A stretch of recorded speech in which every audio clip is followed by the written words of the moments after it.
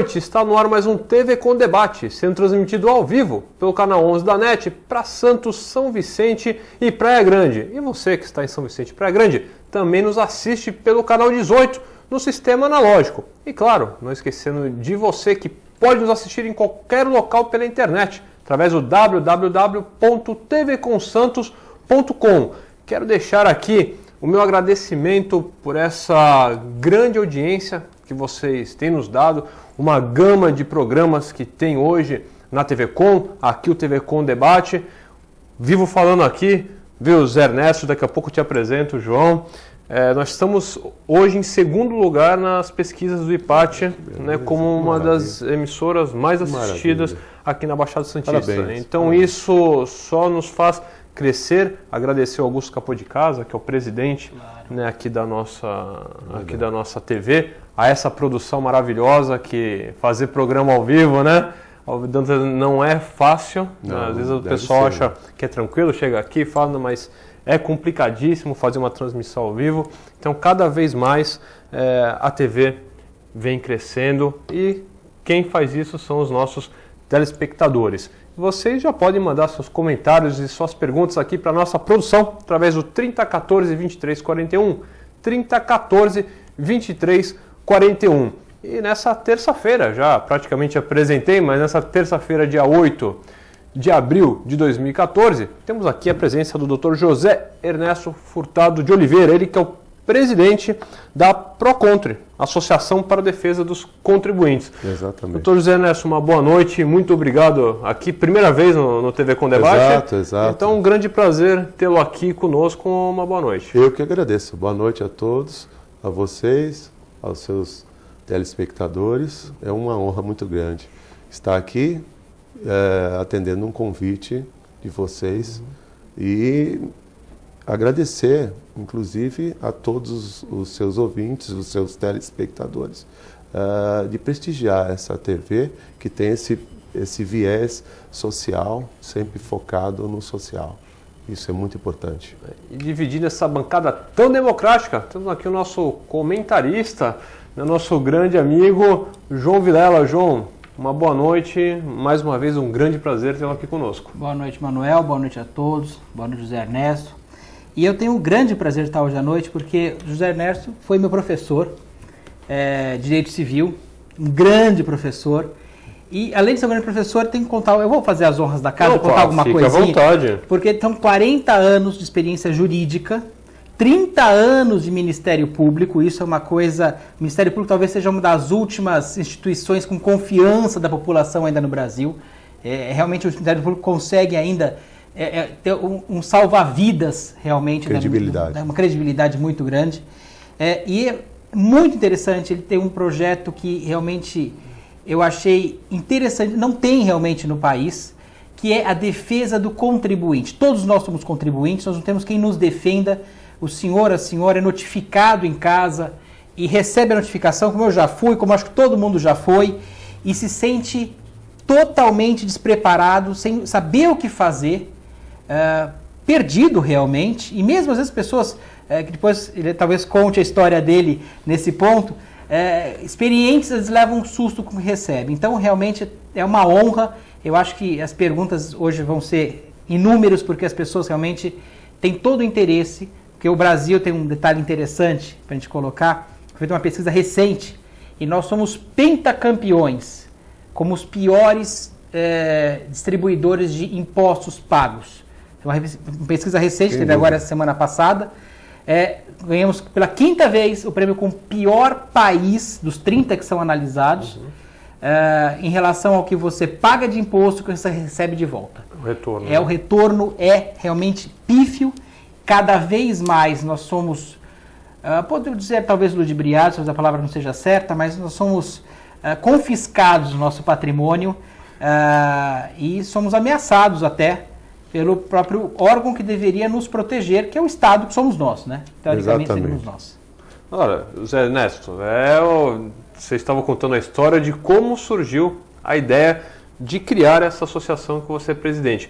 Como é que foi, o que aconteceu? Porque geralmente nós recebemos Essas notificações sempre sexta-feira, depois do horário comercial, né? Exatamente. Porque aquela você fica o final de semana, você perdeu o final de semana inteiro pensando em como vai resolver esse tipo de problema. Mas, Ernesto, de onde surgiu... No meu caso específico, eu só tive conhecimento da notificação no domingo, que eu acabei de chegar de viagem, já uma longa viagem, cheguei e já estava aquela notificação embaixo da minha porta. Quando eu li a notificação no domingo, eu tomei um susto. Era uma cobrança de um imposto que eu achava que não deveria pagar, porque não havia fato gerador, não havia hipótese de incidência para aquele tipo de exação, tipo de cobrança. Eu levei um susto quando vi a notificação ameaçadora de me mandar para o CADIM, Cadastro dos Inadimplentes, me mandar para o Ministério Público, eu que pertenço ao Ministério Público, como sonegador, crime de sonegação fiscal. E, de certa forma, a notificação me dava um prazo de 10 dias para eu comprovar o pagamento. Ou seja, não era nem para discutir a tributação. Então, para comprovar, eu falei, bom, eu acho que eu não devo. Eu levei um susto tão grande, verifiquei a data daquela suposto fato gerador e vi que não estava prescrito. Vi que estava dentro do prazo deles cobrarem se o tributo fosse correto. Então vi que não havia a prescrição, que a grande maioria geralmente está prescrita, mas no meu caso não. Eu fiquei assustado com aquela notificação, com a presunção de que eu já tinha conhecimento daquela notificação naqueles 10 dias, mas só que a presunção é essa. Para o fisco, uma carta, um aviso de recebimento já é o suficiente para te intimar, para dizer que você já tem conhecimento daquela notificação, daquela intimação, e você que se vire se perder prazo para a defesa. Então, vocês não imaginam, num domingo, eu recebi aquela exação, aquela cobrança de R$18 mil. Gente, eu não tenho esse dinheiro. Não dá para... Eu não tenho como pagar isso. Bom, eu fiquei naquela angústia até segunda-feira, onde eu fui procurar meu advogado. Falei com o meu advogado. Olha, doutor, essa cobrança eu acho ilegal, abusiva, inconstitucional. O que o senhor acha disso? Eu quero me defender. Não sei há quanto tempo eu já estou com essa notificação. Esses 10 dias, eu não sei já se esse prazo já não transcorreu. Mas eu queria me defender administrativamente. E ele disse o seguinte, olhou, você fez a retificação? Eu já fiz, doutor, a retificação já há alguns anos atrás. Foi um erro material. Essa cobrança desse imposto ela já está totalmente superada. Por quê? Eu já fiz a retificação da declaração, não tenho que pagar mais. Eu pude fazer, foi um erro material daqueles espaços onde vou preenchimento da declaração. Normal. Não houve o fato gerador daquele tributo. Aí ele olhou bem, viu que o erro era dele, porque ele que fazia minhas declarações. Então ele chegou para mim e sugeriu o seguinte, olha, você é promotor de justiça. Seu nome não pode estar no CADIM, no Cadastro dos Inadimplentes, no Serasa, né, do Poder Público. Você não pode ser processado criminalmente, porque você é promotor de justiça. Eu acho melhor você fazer o seguinte, use o seu cargo para pedir um parcelamento do tributo pelo qual está... Foi essa a minha sugestão, do tributo pelo qual você está sendo cobrado. Acho melhor, politicamente é melhor, você se livra do problema, não causa mais problemas e pede aí um parcelamento de 1 ano. E eu acredito que eles vão te atender, porque você é um promotor, quer dizer, no sentido de uma carteirada. Né? Mostre que você é uma autoridade pública e você vai ser bem recebido no fisco. Mas eu falei, doutor, eu não devo esse tributo. Eu não vou pagar isso, eu vou me defender. depois, se eventualmente eu não conseguir administrativamente um resultado favorável a mim, eu vou ao judiciário. E pede suspensão. Aí eu peço suspensão, eu entro com as medidas cabíveis. Bom, ele falou assim, olha, eu não vejo, eu não tenho condições de te defender. Mas aí eu percebi o seguinte, gente, eu posso, com esse meu conhecimento técnico de tantos anos, a coisa é tão clara para mim, é tão absurda, tão transparente, eu vou fazer a minha defesa. E eu mesmo fiz a minha defesa e fui percorrendo os corredores da administração pública. Que são muitos. Eu já vou lhe informar e informar os seus telespectadores. Cheguei com a defesa fundamentada, documentada, e mencionei o que o que os fiscais erraram na análise do problema jurídico relativo àquele imposto. Ali havia uma violação da Constituição Federal, havia violação do Código Tributário Nacional, do Código Civil e da legislação tributária extravagante. Ali haviam várias vamos dizer, violações dos meus direitos. E eu coloquei isso no papel, inclusive documentadamente. Fui falar com a pessoa que estava me autuando, fui falar com a fiscal, era uma mulher. E uma mulher que não tinha conhecimento vamos dizer, dos meandros jurídicos, mesmo porque ela não era formada em direito. E ela disse o seguinte para mim, quando viu a minha defesa, leu assim por alto, de uma forma displicente, arrogante, uma forma totalmente, vamos dizer, deselegante, né?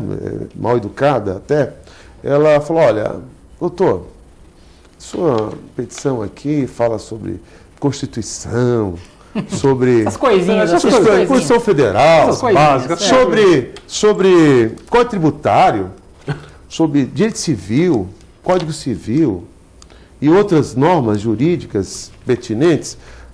Doutor, aqui a gente obedece portaria. Nosso instrumento de trabalho, a gente aqui só obedece, são as portarias do secretário da Fazenda. Ah, ele que faz a lei, então. Ele que faz a lei. Ele que faz a lei tributária. Ele que faz a Constituição. Ele que faz o Código Tributário. Não existe lei nacional, existe portaria em que os agentes públicos são obrigados a obedecer. Então, com base nisso, doutor, o senhor pode até se defender, mas o resultado, na minha opinião, é a tributação. Nós só queremos o seu dinheiro. Ou seja, nesse caso, eu falei, tudo bem, minha senhora, a senhora tem o direito de pensar diferente, mas eu gostaria de internalizar essa minha defesa. Eu quero questionar essa tributação. Aí ela falou assim, vai lá no protocolo, faz o protocolo, protocola essa sua petição, e depois a gente vai ver o que vai dar. Saí do gabinete dela, fui até o protocolo. Tentar internalizar protocolar aquela petição. O contínuo não sabia digitar o código para internalizar aquela petição. Não tinha, ele não sabia. Eu falei, não estou conseguindo achar, eu não posso receber esse protocolo. Olha só já aonde eu percorri, a situação toda kafkaniana. Nesse caso, eu falei, eu não posso internalizar, não tenho condição aqui, qual é o código? Isso não pertence, né, a uma categoria que eu possa receber do senhor. O senhor volta lá e fala com a fiscal. Aí eu falei, bom, retornei, pedi desculpas, né, totalmente submisso, né, totalmente humilde. Eu falei, olha, eu não consegui protocolar essa minha petição, minha defesa. Aí ela displicentemente falou, você quer protocolar? É mesmo? Então tá bom. Aí ela pegou o carinho e entregou a contrafé, o protocolo. Tem que dar risada, é triste, né? Aí eu falei, bom, eu estou frito. eu sei que eu vou perder. Aí precisa ouvir. Mas tem as instâncias superiores. Eu não sei se vai dar tempo, porque aí me deu uma ideia de falar com o superior hierárquico dela. Me deu vamos dizer, essa mensagem divina de falar com alguém que fosse superior a ela. De fato, fui falar com esse superior, não sei o nome, mas só que era um bacharel em Direito, né? Era uma pessoa formada em Direito e que sabia do que eu estava falando. Eu sabia que, de fato, eu tinha razão. Uma tal de Constituição no meio, mas... essa Constituição, Código Tributário, faz parte do sistema do ordenamento jurídico, que ele tinha conhecimento disso. Aí ele já viu e falou, já sei. Não que soubesse o meu caso particular, mas milhares de casos análogos ao meu. Ele falou, já sei o que está acontecendo. É assim mesmo. A minha colega, ela está certa. No sentido, está certa não no sentido teórico, mas no sentido prático, a gente obedece mesmo a portaria do secretário da Fazenda e, nesses casos, ele manda tributar. Mas, assim, só sendo um pouco do assunto, as portarias, validade de portaria, elas são válidas? Portarias ministeriais? Não, as portarias são válidas desde que não haja afronta a uma legislação maior. Tá. Não, a portaria, na realidade, é um ato normativo para regular melhor a relação jurídica entre, vamos assim dizer, o poder público e a população em geral, dando instrumentos, dando pistas, dando o caminho de como deve ser proceder de uma forma minuciosa para os agentes públicos, para os agentes cumprirem melhor a lei. Então é uma forma, é um ato, é um circular onde se coloca... Até para tentar facilitar o serviço. Eu digo facilitar, não facilitação, mas facilitar exatamente o serviço público. Isso mesmo. Mas não pode contrariar a lei. Só para ilustrar, teve um advogado 2 semanas atrás, um advogado de Minas Gerais, um dos melhores advogados tributaristas brasileiros, que escreveu um livro. Ele está há 23 anos escrevendo um livro tributário. Ele gastou R$1 milhão, ele deixou 37 advogados para ajudar a compilar esse livro. Esse livro tem 7,5 toneladas, um livro. Ele fez eu li isso. Porque são 45 regras novas. Tem até fotografia. Sim, tem até ele vai lá no Congresso Nacional. E está incompletíssimo. Incompleto. São 45 regras novas de direito tributário que são feitas por dia. Por dia. Ou seja, não há livro, não há quem saiba o que está acontecendo. Isso ilustra, perfeito, o que ele coloca agora, o Dr. José Ernesto coloca agora de uma forma claríssima, algo que nós passamos sempre, e ele, por ser promotor, se assusta muito mais com isso, porque ele conhece a lei, ele conhece a forma, e se ele se sente apequenado, uma pessoa com 40 anos de experiência jurídica, 30 anos de Ministério Público, num caso como esse, você imagina nós, pobres mortais. É o comum dos mortais. Mais comum dos mortais. E realmente é o que a gente sente, realmente. Fala assim, poxa, mas peraí, eu sou tão ruim assim, eu não sabia que eu era tão ruim. Procuro pagar meus tributos em dia, pagar minhas contas em dia, procuro ter uma vida plena em termos de honestidade e eu recebo uma carta que os bandidos não recebem, às vezes, né? Exatamente. É uma forma que... Mas, João, a quem interessa isso? Pois é, essa é a pergunta. A quem interessa? Evidentemente que não é o contribuinte. Claro. Não é? E aquela pessoa que não tiver informado, não conseguir essa informação, vai pagar. Não tem dúvida. Vai pagar. Porque ele vai ver o custo-benefício, ele vai ter que contratar pessoas, profissionais. E o custo disso é altíssimo. O custo é altíssimo. E um bom profissional de direito tributário, ele é caro. Ele é muito caro. E ele não pega pequenas causas, porque o PROCONTRE, ele está visando o pequeno contribuinte, João. Gratuitamente. Né? Gratuitamente, porque na realidade nós não vamos advogar para o contribuinte. Na realidade, nós vamos apenas informar, orientá-lo. Nós não vamos fazer consultoria, nem vamos pegar nenhuma causa do contribuinte enquanto instituição. A nossa instituição, ela veda desde o início, o nosso estatuto veda qualquer tipo de cobrança do contribuinte de qualquer consulta que ele venha a ter lá conosco. Vocês vejam a importância disso. Ele teve uma experiência negativa. está transformando essa experiência negativa numa coisa muito positiva. Não tenho Aliás, dúvida. eu nunca vi, realmente, para mim, me causou uma ousadia. A palavra que eu digo que é ousadia, realmente, que o senhor está colocando agora, que é realmente auxiliar uma associação para defender o contribuinte gratuitamente, IPTU, IPVA, todos os imposto de impostos, renda, porque todos os impostos. os nossos consultores, evidentemente que eu não entendo de todos os impostos, eu posso ter algum conhecimento em alguns deles. A Procon tem uma instituição onde tem vários parceiros, várias pessoas que estão aí irmanadas com o nosso ideal. Então, evidentemente, a cada tipo de consulta específica, nós vamos dar para o nosso consultor específico daquele tributo. Claro. Na realidade, é um serviço voluntário. Na realidade, eu estou aposentado, não é?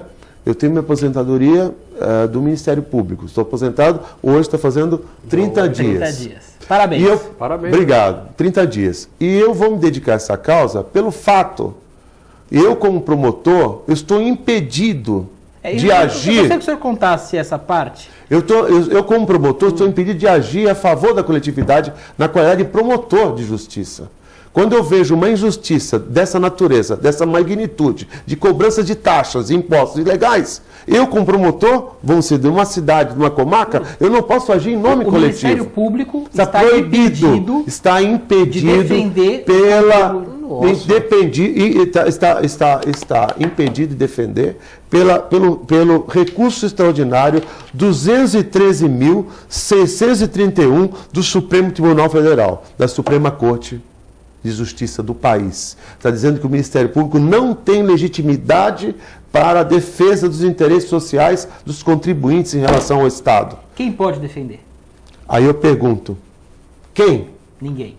Ninguém. Você vai procurar o seu advogado. Chega o advogado, quando vem uma causa onde o tributo era de 18 mil reais, fala assim, não vale a pena. Ele não pega a causa de 18 mil reais. Foi o meu caso. Quanto mais uma de 300. Quanto mais uma de IPVA de 4 mil, de 5 mil reais, 6 mil reais. Ele não vai pegar mesmo. Não vai ter esse desconforto. Agora imagina o pequeno empresário. Todo mundo todo mundo paga imposto e paga muito. Mas imagina o pequeno empresário que ele tem que se focar no negócio dele. Eu faço isso por ser empresário, por uma questão de tentar defender de uma forma. E nós queremos pagar o certo. Ninguém quer ter problemas com o fisco, claro que não. O que eu coloco sempre meus contadores, eu falo, olha, eu quero pagar certo todos os impostos. Quem for na minha loja, qualquer dia que for, vai receber nota fiscal, vai estar tudo certinho, tem toda essa parte, faço questão disso. Eu faço questão, eu tenho orgulho de pagar os impostos corretamente. Eu acho um absurdo o valor do imposto, isso é uma outra questão, mas Exato. Se eu quiser questão política, resolver isso aí, eu vou ter que me candidatar a deputado federal e um dia, brigando, talvez um dia chegue lá e eu consiga alterar a lei. Quando não é isso, eu tenho que respeitar a lei. É uma obrigação que nós temos. Agora, imagina a dificuldade do dono do mercadinho lá na periferia, não é do grande supermercado que tem uma equipe. É isso que eu iria falar, João. É isso que eu iria falar. As grandes corporações, eles têm a equipe de tributaristas competentes escritórios grandes para poder orientar, para poder inclusive orientar de como melhorar a sua capacidade, vamos dizer, empresarial, diminuindo o pagamento de tributos dentro da legalidade. É a chamada elisão fiscal. Elisão fiscal. Mas só que o pequeno realmente está totalmente desprotegido, está totalmente alijado desse processo. Ele não tem para quem recorrer. Se eu compro na sua loja um produto inadequado, eu tenho o Procon. Eu tenho o SIDOC. Sem dúvida. Tem o Poder Judiciário, eu tenho o Juizado de Pequenas Causas. Agora, se eu recebo uma notificação, uma intimação do Estado para o pagamento de tributo, a quem eu vou recorrer? Não há no Brasil um espaço para que você seja ouvido, até para que a gente informe que aquilo lá é devido, até para você sentir seguro de que está pagando certo, está pagando de uma forma correta. Porque, na realidade, o que eu vejo de desconforto da população em geral é esse tratamento desigual, onde se você deve para o Estado, você tem grandes problemas. Se o Estado deve para você, é diferente. Você continua tendo grandes problemas. Maiores problemas ainda. Portanto, é desigual a relação jurídica tributária, totalmente desequilibrada. E todas as leis são focadas para que o Estado venha arrecadar mais, invadir o seu patrimônio, até ilegalmente, violando de seus direitos. É praticamente um confisco, de certas formas. Muitos impostos não têm qualidade de confisco. O bis in idem que o senhor estava falando antes. Bis in idem. Que é cobrar duas vezes a mesma situação. Impostos jurídica. Diferentes no mesmo fato gerador. Isso é muito comum acontecer. Comuníssimo. E você vê, fica completamente indefeso. A questão de ser indefeso nessa hora é um ato do governo contra a população toda, que deveria ser a favor da população e não ser contra a população. Nós devemos cobrar os impostos legalmente. O primeiro que deveria ser legal é o governo. O princípio da legalidade deve ser... Lógico, não tem dúvida, ele é o primeiro a respeitar. O princípio da administração pública é a legalidade. João, e ao contrário. Você não imagina se eu falar algumas coisas que falo em aula e que eu tive a oportunidade de morar no Canadá, no país, onde eu fui dar uma palestra lá e na época foi sobre a questão ambiental, onde eu representava o Ministério Público na qualidade de promotor do meio ambiente e disse o seguinte, que nós tínhamos atribuição de processar o Estado para cumprir as leis ambientais, que muitas vezes não cumpriam. Eles acharam estranhíssimo. Que como é que pode um órgão estatal coagir o próprio Estado a cumprir as leis que ele mesmo elabora? É isso que é uma coisa contraditória. Os canadenses ficaram horrorizados que existe um país como o nosso com essa contradição. É algo assim tão surpreendente para ele. Eu não sabia que era surpreendente. Eu fui saber lá, porque para mim eu estou acostumado com um sistema em que a gente não se dá conta o quanto é absurdo, não é? Quanto é absurdo esse procedimento, quanto é totalmente contraditório você pertencer ao Estado e fazer o próprio Estado cumprir a lei que ele mesmo elabora e que não cumpre. No caso dos tributos, é pior ainda, porque ele elabora tudo para ele arrecadar e ter conforto na arrecadação, até com violação dos seus direitos. Além disso, essa própria lei que ele mesmo elabora, ele não cumpre. São duas vezes. É isso que não é pior ainda, que ele não cumpre aquilo que ele mesmo elabora. É um bis in idem na violação dos direitos. Só como para ilustrar rapidamente, tem uma empresa, se não me engano foi a Gerdau, não quero errar no nome da empresa, ela tem no Brasil, para X toneladas de vergalhões, a Gerdau ela tem no Brasil, tem no Chile e tem no Canadá. Se eu falou Canadá, eu lembrei. Ela tem empresas aqui, cada X toneladas produzidas de aço, de vergalhões, ela tem 100 pessoas no Brasil para cuidar da parte tributária.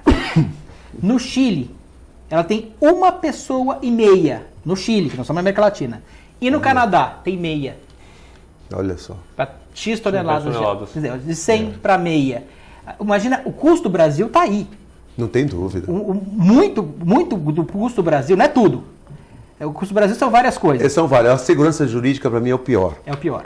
A segurança jurídica é pior, porque o estrangeiro ele não entende. E, inclusive, esse canadense, uma das perguntas que me fizeram foi o seguinte: vocês lá no Brasil estudam pelas mesmas leis?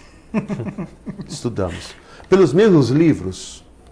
Estudamos. Como é possível ter um juiz julgando de uma forma, outro julgando de outra? Para eles é uma coisa absurda. Para eles não conseguem entender como é que é o mecanismo do sistema nosso. Acho que nem nós entendemos, né? Não, eu entendo bem. Eu já estou há 40 anos e nunca gostei, e nunca compactuei com isso. Esses 30 anos no MP, esses 30 anos no MP, eu fui sempre um defensor das causas coletivas. Percebi que em relação aos tributos, o MP está impedido. O Supremo Tribunal Federal diz que não existe interesse social, que é interesse disponível seu de dar o seu dinheiro para a arrecadação. Essa é contribuinte. Você é um verdadeiro contribuinte. No sentido voluntário. Tá certo. O nome está certo. Nós precisamos fazer um pequeno break. Na volta, começo com vocês aqui perguntas, já todas aqui, para o José Ernesto. Vamos ao pequeno break e nós já voltamos.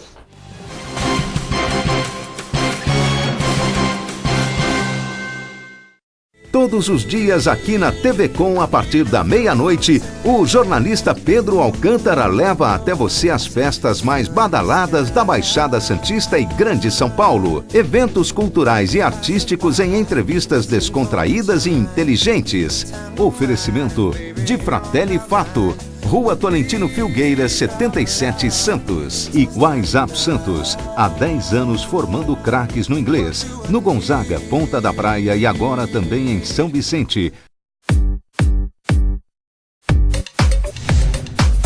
Venha conhecer o Quiosque Point das Tribos, oferecendo o que há de melhor na gastronomia japonesa. Além de sushi, sashimi e yakisoba, você encontra porções variadas, lanches e o melhor temaki da região. Venha conferir. Avenida Ayrton Senna da Silva, 35A, Quiosque do Itararé. Delivery 3013-5149. Point das Tribos.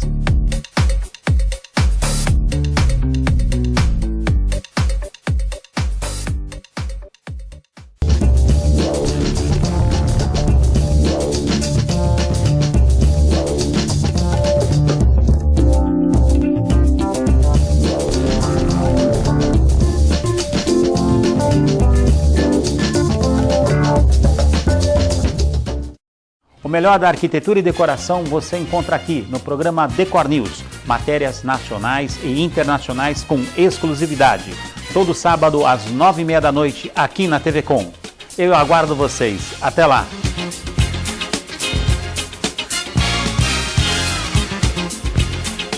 Se você quer algo diferente e está por dentro de tudo que acontece em sua cidade, mande dicas, sugestões de pauta pela nossa fanpage facebook.com/tvcom.santos. Interaja com a programação da sua TV Com. TV Com, interagindo com você. Buffet Maison Vonut, um novo conceito em festas. Requinte e sofisticação no mesmo espaço. Atendemos todos os tipos de eventos. Aniversários, casamentos, confraternizações e festas infantis. Venha conhecer nossos ambientes e faça seu orçamento. Buffet Maison Vonut, Avenida dos Bancários, 42. Oficina Frota Vento. Conta com uma infraestrutura totalmente automatizada e com o que há de mais moderno em equipamentos e tecnologia, com serviços de funilaria, repintura, mecânica e eletricidade, além de oferecer diversos modelos de carros antigos para aluguel. Oficina Frota Vento, localizada na Rua João Éboli, 57 em Santos. Telefone 3223-2969 ou 3221-4853. Oficina Frota Vento. Você que não pode ir até a sua comunidade, a comunidade quer ir até você em sua casa, em seu lar. Participe conosco todos os domingos, às 8 horas da manhã, a Santa Missa em seu lar. E fique com Deus.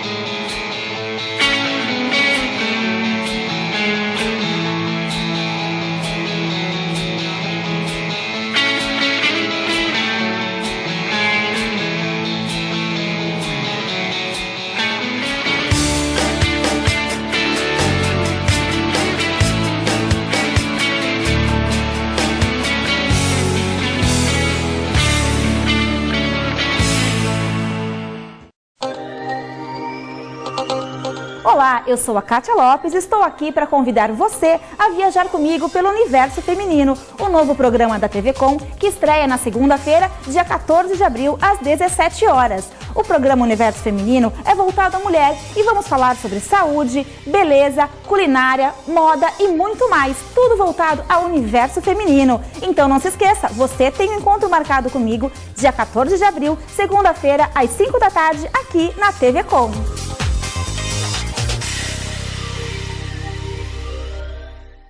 Acesse o site da TV Com e acompanhe a nossa transmissão em tempo real. Fique por dentro da nossa programação. TV Com, interagindo com você.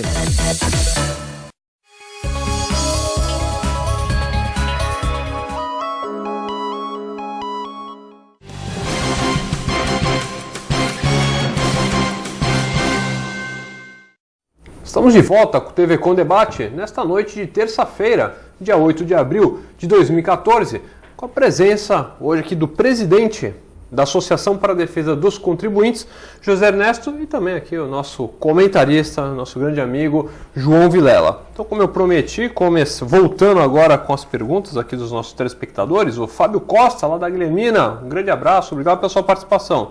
José Ernesto, um grande abraço, me formei em Direito na turma de 2011. Fábio Costa aí mandando um grande abraço. Obrigado, Fábio. Retribuindo o abraço. É uma turma do meu coração, porque eu fui paraninfo dessa turma. Então eu tenho um grande carinho por ela e você em especial, Fábio, muito obrigado pelo prestígio da sua pergunta. Lembrou, hein? Lógico, eu lembrei, sim. Uriel do Campo Grande. Uriel, um grande abraço, obrigado pela sua participação. Gostaria de saber qual a solução para a explicação complexa da área tributária. O que o cidadão comum pode fazer diante da sua experiência? Olha, ele não tem muito o que fazer, não tem muita explicação, Uriel. Uriel, não tem muita explicação, porque as leis tributárias foram elaboradas para não ter realmente essa explicação. Eles não querem explicar nada para você. Eles não têm interesse nenhum nisso. Portanto, a explicação, a única forma de você se ver atualmente com alguma explicação, informação, é acessar o nosso site da Procontre, www.procontribuinte.com.br. Aí lá vamos criar um canal ou um centro de informações e de troca de orientações para que a questão da tributação seja melhor esclarecida. Mas não há interesse realmente de conscientizar a população da forma de se pagar melhor os tributos, ou melhor ainda, eles não querem que você venha a reagir contra a tributação que eventualmente eles lancem contra você. Ou seja, não há nenhum interesse nisso, porque as leis tributárias foram feitas para arrecadar, para, de certa forma, pegar no seu patrimônio, invadir seu patrimônio e até de uma forma lesiva, de uma forma violadora de direitos.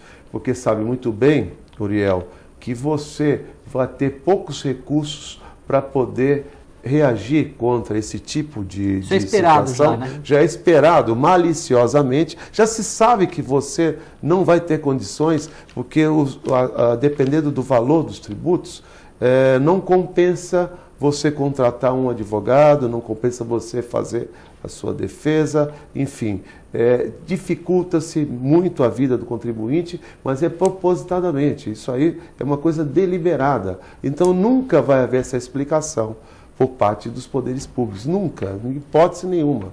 Por enquanto não vai alterar isso tão cedo. Quantos tributos nós temos hoje? Acho que tem mais de 37 tributos, porque são tributos, todos os órgãos da federação, os entes federativos, têm capacidade de tributar. O município, o Estado, a União, o Distrito Federal, todos esses entes federativos têm uma competência tributária para cobrar tributos, para exigir os tributos. São das mais variadas espécies. E, às vezes, aqueles tributos que já são previamente descritos na Constituição, eles criam outros tributos, né, com outras roupagens, para poder arrecadar mais dinheiro. Se você está com problema de caixa, o que eu posso fazer? Se o meu caixa do Tesouro está em Vamos déficit, cobrar mais deles. Nós precisamos cobrar de quem? De quem tem a capacidade de pagar. Aí cria mais um tributo. Aí cria-se mais tributos, aí cria mais condições de arrecadar melhor esse tributo, desprezando você. Porque, na realidade, esse país, que é o Brasil, é o único país onde você paga a conta e é desprezado, é maltratado, é hostilizado. Então, o Brasil, ele tem essa contradição. Quem paga a conta é maltratado. É uma coisa teoricamente absurda, né? Mas é assim que acontece no dia a dia. José Ernesto, agora nós estamos aí prestes a terminar o período das declarações de imposto de renda, uma coisa que sempre falam é a questão da alíquota do imposto de renda, né? Que ela nunca não é corrigida. Como é que funciona isso e se isso um dia vai ser corrigido? Porque há décadas que só escutar assim, exatamente, não há correção. Mas isso é uma questão política deles, é uma questão justamente voltada para... Isso com uma canetada resolve. Só para o telespectador entender, se tiver essa correção, o governo arrecada menos. Teria, teoricamente uma arrecadação menor. O que é interessante desses dados do imposto de renda é que você pegar em 94 o que se pagava imposto de renda proporcionalmente, hoje seria em torno de 10 mil reais para ser isento. O correto, se você regulasse.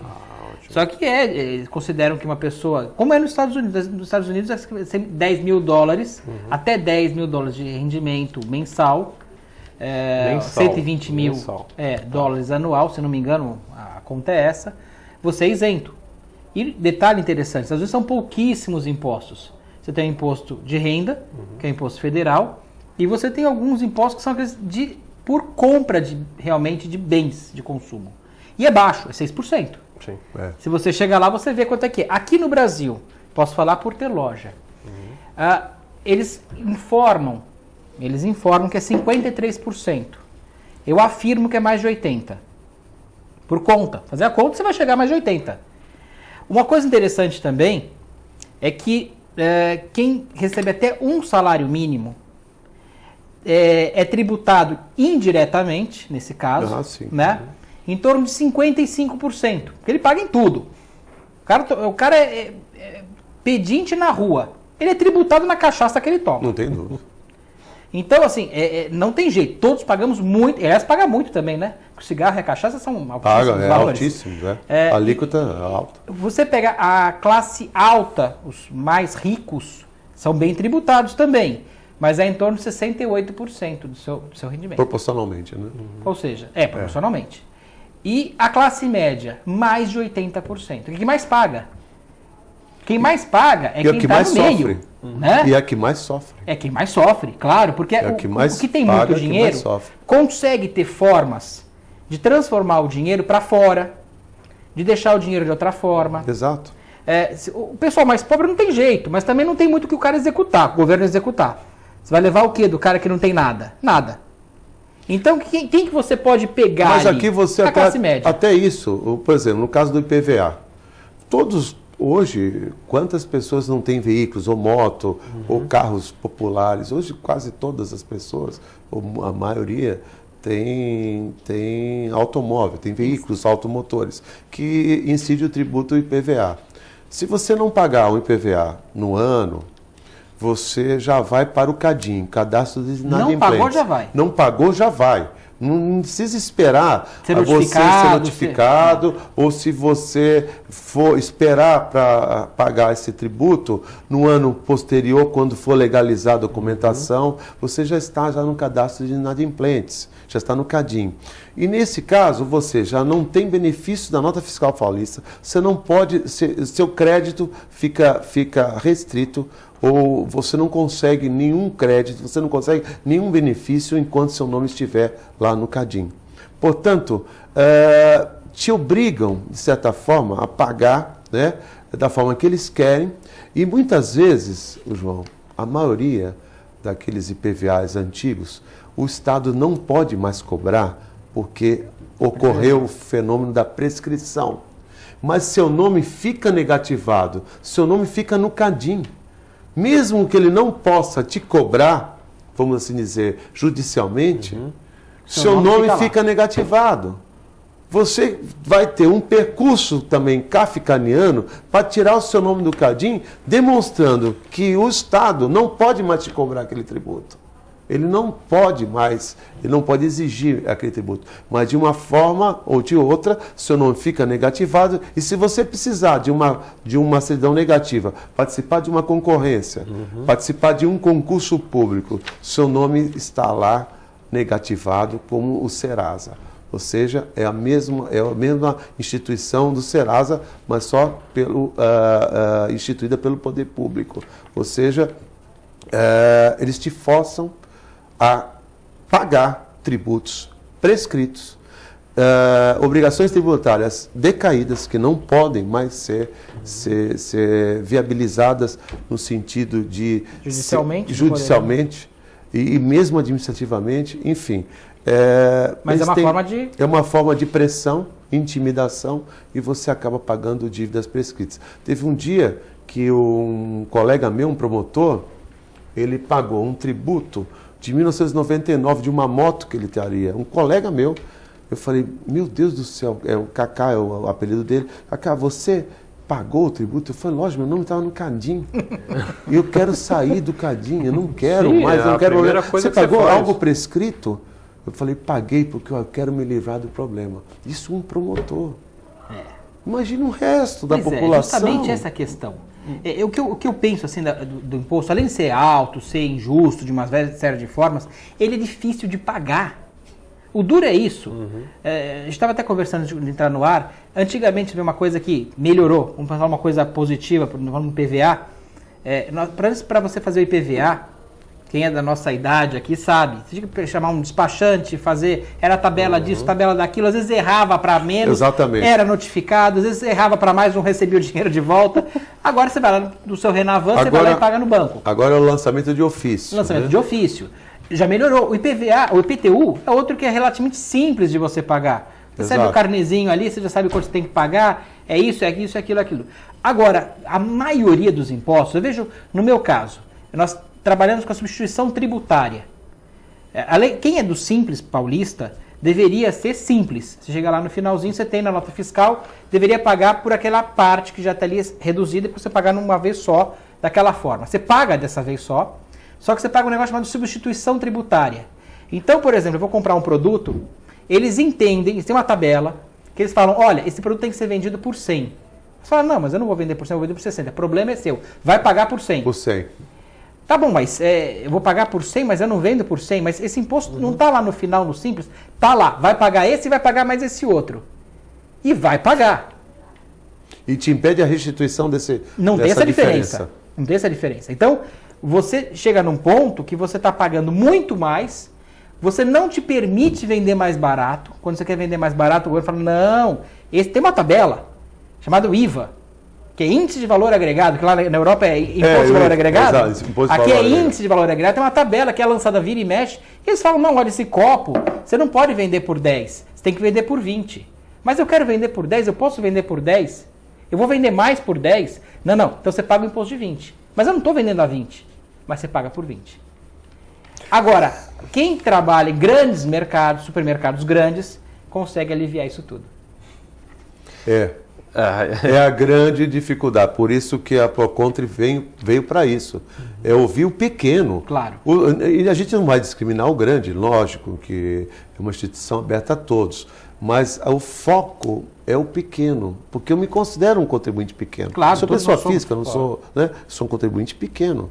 E eu me coloquei na posição de uma pessoa que tivesse mais dificuldade. Imagina a pessoa, né? A pessoa mais simples. No Brasil nós temos dificuldade 14 em milhões lidar de com esse problema. Professor. Nós temos 14 milhões de analfabetos. Ainda, né? Analfabetos.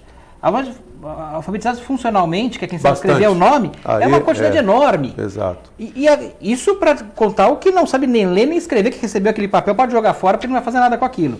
Agora, mesmo os mais alfabetizados, os mais instruídos, eles pegam aquilo, a gente pega aquilo. O senhor pegou aquilo com 40 anos de com 30 anos de Ministério Público. Susto muito grande. E fala, o que eu faço? Imagina, uma pessoa que tem o nível, né, do Dr. José Ernesto, ter a dúvida do que eu faço, imagina todos nós, que não somos réis mortais nesse sentido, de não conhecer a legislação como conhece, lógico, um promotor de justiça. E o Cosme Santos da Areia Branca. Cosme, um grande abraço, obrigado pela sua participação.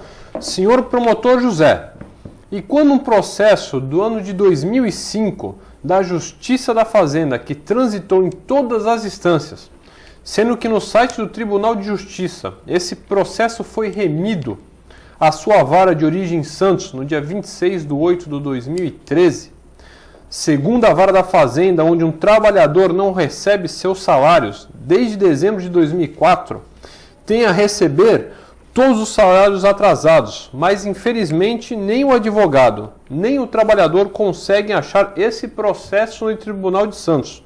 O que acontece com a Justiça no Estado de São Paulo?